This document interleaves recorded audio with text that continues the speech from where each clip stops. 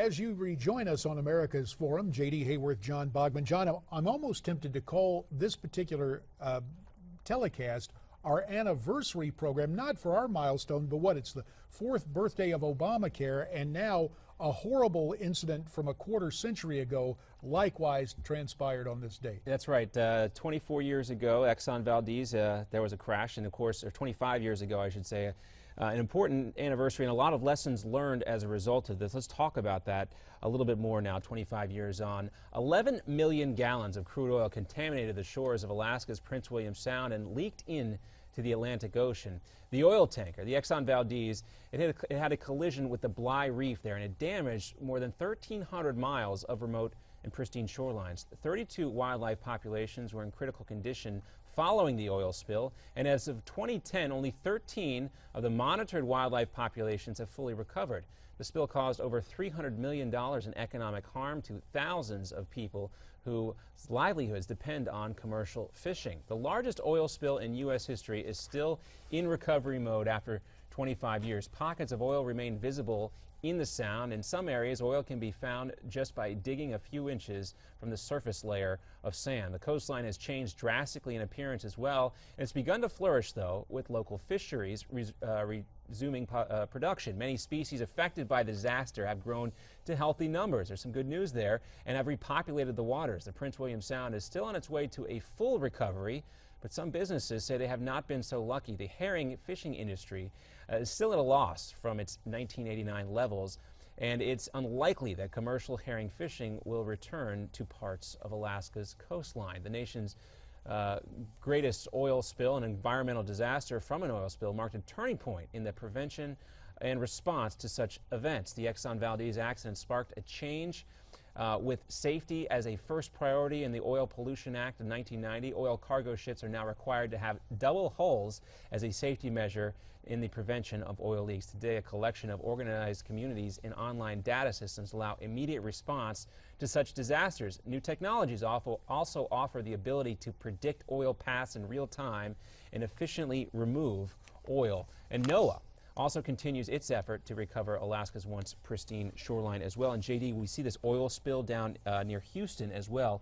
A lot of things that were learned from these types of accidents like the Exxon Valdez putting into place in here also with the BP well disaster. Of course, everybody wants to see these things prevented, but the things that they learn being applied today to prevent another massive disaster like we saw. And as we reflect back on what transpired 25 years ago today, I'm reminded of another debate we had in the Congress of the United States having to do with actually going into the Arctic National Wildlife Refuge, an area in square mileage about the size of South Carolina, where on land, basically on frozen tundra for a good part of the winter, we were going to put a very small footprint to, again, get energy resources. And that was something that was fought bitterly by the Clinton administration.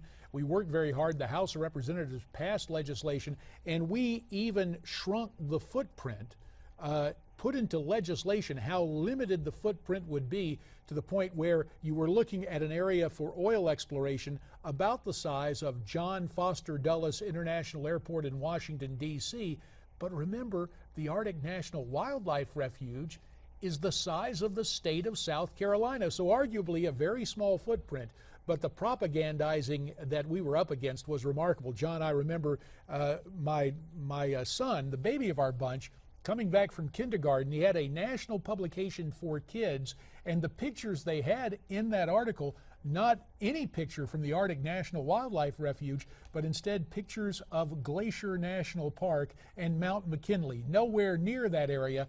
Part of the unfortunate disinformation that gets wrapped up into campaigns. But I do believe the Valdez spill, even though it had to do with oil and water, led to a great deal of reticence, lumping the issues together and making it so difficult to where we continue to have difficulty getting the energy resources we need from the Arctic National Wildlife Refuge. Yeah, clearly so much more here at play than environmental issues. We hear about the importance of oil and natural gas with Russia, and it's why you just can't simply say we want to get rid of fossil fuels altogether. You simply can't do that. But we do want to turn our attention real quickly to Newsmax.com right now. We have managing editor Tim Colley with us, and we want to give everybody a quick update. We've been following the mystery of Malaysia Flight 370 and some new information coming out today. Tim Tim Colley's with us. He's going to quickly brief us on what that new information is. Hey there, Tim.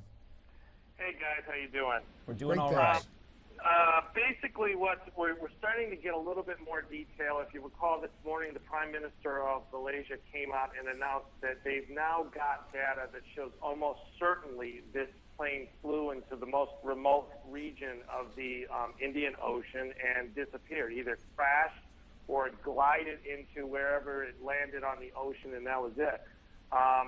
What we're getting now over about the last half hour is a little bit more detail of how the scientists calculated that, but they've got an almost exact track of where this plane went down, and that's the well-known southern arc. If you recall, about a week ago we were told there was a northern arc and a southern arc, but the scientist that came up with that says now that this plane flew south, and it flew right into the ocean. They pretty much have pinpointed almost where it's going, so now the trick is to find the wreckage, and that's going to be very, very difficult, even knowing where it went. It really will, and it guarantees that this story will remain prominent, not only in the headlines, but obviously at Newsmax.com. Tim Colley, one of the advantages of Newsmax.com, so many different stories dealing with public policy, breaking news, and of course, communications. And my old buddy from Washington, D.C., a former talk show host, Armstrong Williams, as an entrepreneur trying to get to the ownership side of broadcasting, and the FCC, even though it's only 3 letters in an acronym for the Federal Communications Commission, in some quarters it's kind of become, for lack of a better term, a 4-letter word. Armstrong has had some criticisms of the FCC as of late. Yeah, he's got a very good column in Newsmax today. We've got it up in Newsfront. He's talking about how they basically have a squeeze, or what he describes as a slow track on minority station owners, preventing minority ownership of television stations, websites, and stuff like that. And so the real concern is that the FCC, instead of dealing with diversity, has made it very difficult. Tim, you always give us diverse stories. We appreciate your take, and we invite everyone watching us to, of course, check out Newsmax.com. Thanks so much. All right, have a good day, guys. All right, America's homepage, Newsmax.com. Amen. We're not the media, we're Newsmax. That's right, JD. Of course, we want to hear from you. We want to get your comments, and we still have some time left here in the show. We might be able to get them on air if you hurry up and write it in. You can find us on Twitter at NewsmaxTV, hashtag America's Forum. You can send us an email, connect at newsmaxtv.com, or, of course, reach out to us on Facebook, as so many of you love to do.